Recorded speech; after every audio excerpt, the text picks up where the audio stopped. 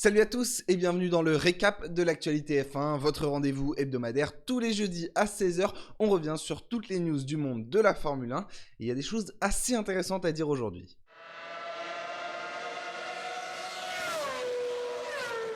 Et tout d'abord, on attaque avec la déclaration qui a un petit peu fait bouillir tous les fans de Formule 1. Stefano Domenicali, le patron de la F1, a de nouveau affirmé son envie de faire évoluer le format des week-ends de Grand Prix en Formule 1 à la chaîne de télévision portugaise Sport TV. Alors on le sait depuis quelques années déjà, Liberty Media, les propriétaires de notre sport, cherchent à faire évoluer ce format pour apporter de l'action tous les jours dans un week-end de Formule 1.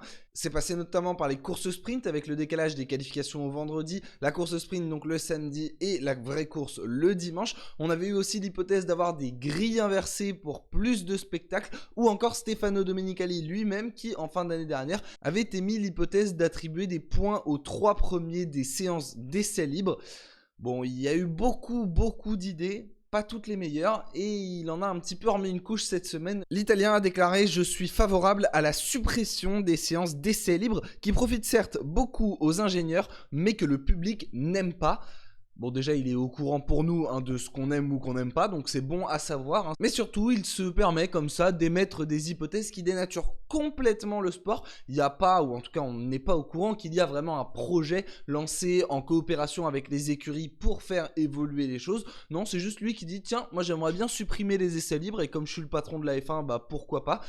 Non, mais c'est pas comme ça que ça marche. En fait, les séances d'essais libres, c'est quelque chose de primordial en Formule 1. Vous ne pouvez pas arriver sur un Grand Prix et directement partir en séance de qualification, ou alors vous avez la moitié des pilotes qui vont se mettre dehors. C'est extrêmement important d'avoir ces séances, à la fois pour travailler sur la monoplace, accumuler des données qui vont permettre par la suite de l'améliorer, mais également découvrir le circuit, en apprendre un petit peu plus sur la piste.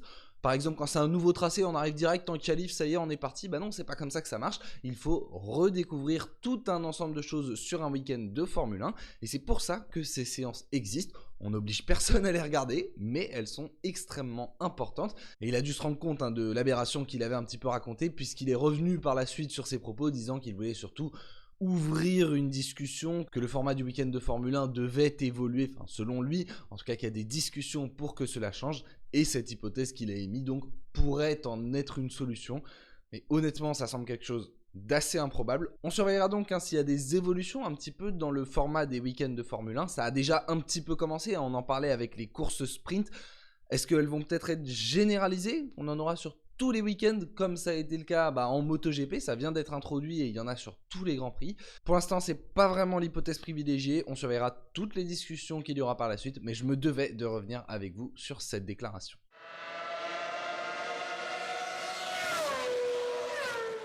Une nouvelle très importante du côté de chez McLaren qui a remercié son directeur technique James Kay, arrivé en 2019, au moment où l'écurie avait vraiment commencé à remonter dans le classement. C'était une grosse figure qui les avait rejoints et c'est d'un côté un petit peu étonnant de le voir partir seulement 4 ans après, parce que quand il est arrivé, ça devait être vraiment la figure de proue du projet McLaren sur le plan technique. On en attendait beaucoup, mais ce qu'on a constaté, notamment les 2 dernières saisons, c'est une vraie stagnation, voire une régression de McLaren en termes de performance. Je vous le rappelle, 2019 ils sont 4e du classement, 2020 3e, 2021 ils redescendent à la 4e place, puis 2022 5e, là le début de saison 2023 est très compliqué.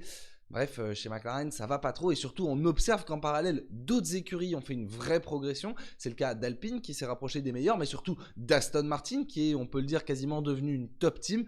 Bref, McLaren n'a pas su suivre cette courbe de progression et doit tenter de nouvelles choses. Pour cela, la direction technique sera complètement revue avec une organisation autour de 3 figures principales. La première étant David Sanchez qui vient de quitter Ferrari et qui deviendra directeur technique en charge du concept et de la performance de la monoplace dès le 1er janvier 2024. Il y a une période d'inactivité, forcément il vient de quitter Ferrari, il est au courant de pas mal de choses sur la SF23, donc il doit attendre avant d'exercer, mais en tout cas il rejoindra McLaren l'année prochaine et sera accompagné de, pour les noms je vais faire au mieux, Peter Prodromou pour l'aérodynamique et Neil Huldi pour l'ingénierie et le design. Donc une nouvelle organisation à 3 têtes pensantes dans la direction technique de McLaren, avec l'arrivée, comme on en parlait la semaine dernière, de la nouvelle soufflerie en juin de cette année. On espère du côté de chez McLaren que ça va relancer une dynamique.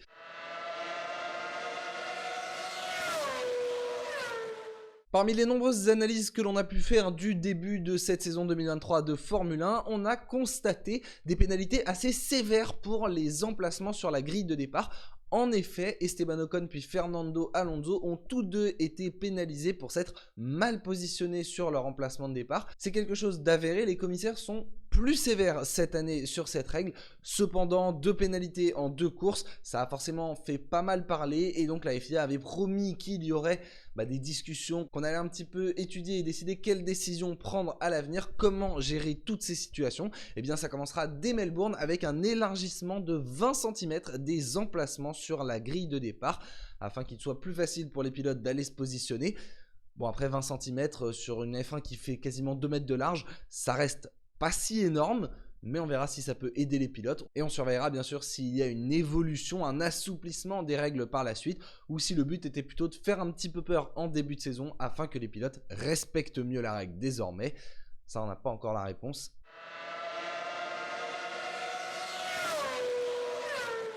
Un mot du plafond budgétaire, ça faisait longtemps qu'on n'en avait pas parlé. Le plafond budgétaire pourrait évoluer d'après motorsport.com dans les prochaines années. La F1 voudrait lancer des discussions pour aider encore plus les écuries du fond de peloton à rattraper les autres. Parmi les idées évoquées, on pourrait pourquoi pas donner un plus grand budget aux écuries de fond de peloton afin de leur permettre de combler l'écart avec celles qui les devancent. Ça pourrait permettre encore de resserrer la grille, même si elle est déjà très resserrée honnêtement cette saison. Il faut en être conscient, c'est quelque chose d'extrêmement positif. Est-ce qu'il faut aller encore plus loin? Ça, c'est la question finalement que je vous pose. Répondez dans les commentaires si vous pensez que oui ou non, c'est une bonne idée d'avoir un système finalement comparable à ce qu'on a en soufflerie. C'est-à-dire, je prends un exemple, vraiment que Alpine à l'heure actuelle aurait les 135 millions de dollars octroyés normalement pour tout le monde, qui serait seulement pour la 5e place, et que du coup, si on est dans les 4 premiers, on dépenserait moins, on serait encore plus limité, et au contraire, si on est dans les 5 derniers, eh bien on aurait la possibilité de dépenser encore plus sur la saison. Est-ce vraiment une bonne idée ou est-ce plutôt un nivellement par le bas? Assez difficile de se prononcer. En tout cas, ce qui est certain, c'est qu'avec cette règle, la situation ne serait plus égalitaire en Formule 1. Et on pourrait se dire, tiens, pourquoi pas, dans la bataille qu'on a cette année pour la 2e place au championnat du monde des constructeurs, entre Aston Martin, Ferrari et Mercedes, autant terminer 4e cette année, par exemple pour Ferrari, pour derrière avoir plus de budget et essayer de vraiment rattraper l'écart en termes de performance par la suite. Personnellement, je suis pas certain que des budgets différenciés entre les équipes soient une bonne idée. Déjà parce que pour les écuries du fond de peloton, soyons honnêtes, tout le monde n'atteint pas encore les 135 millions de dollars. Donc leur permettre de dépenser encore plus, ça ne changerait pas grand-chose. Et restreindre encore les top teams dans leur développement, je suis pas sûr que ce soit la meilleure solution. C'est plutôt, comme je vous le disais, du nivellement par le bas.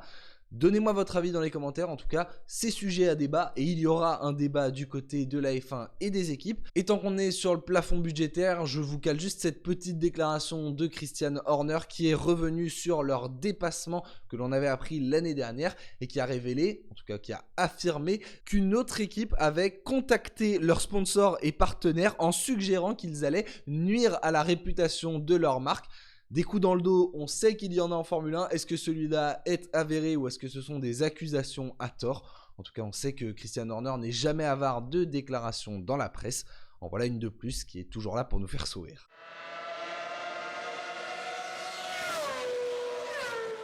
Craig Pollock, ancien fondateur de l'écurie Barr en Formule 1, a un nouveau projet, créer une écurie 100% mixte, c'est-à-dire avec une parité parfaite entre hommes et femmes au sein de celle-ci, donc 50% d'hommes et de femmes dans l'écurie. Voilà, c'est logique, c'est la parité bien vue, mais en tout cas, ce serait une écurie de Formule 1 qui serait basée sur ce thème-là. Elle s'appellerait Formula Equal, pourrait être carrément basée au Moyen-Orient.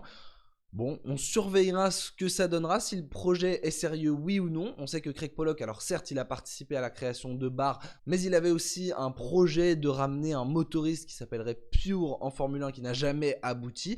Des idées et des projets de création d'équipe de Formule 1, il y en a eu beaucoup. Difficile de savoir s'il est vraiment sérieux. En tout cas, il a fait ses déclarations à CNN, donc lui veut montrer son sérieux. Il dit vouloir arriver pour 2026, dans le cadre, je vous le rappelle, de l'appel à candidature pour de nouvelles équipes formulées par la FIA, qui est en l'occurrence à partir de 2025. On sait notamment que Andretti s'est déjà positionné. Formula Equal, est-ce un projet sérieux? On le découvrira dans les prochaines semaines/années. Et cela poserait aussi la question d'avoir une pilote féminine sur le plateau de Formule 1. Lui dit qu'il aimerait que ce soit le cas, mais que c'est assez compliqué à l'heure actuelle parce qu'il faudrait trouver une pilote qui ait le niveau, qui ait sa super licence, légalement, sinon elle ne peut pas conduire de Formule 1 en Grand Prix. Et en tout cas que cela va bien au-delà des pilotes et que le projet est vraiment d'avoir une écurie complète à parité.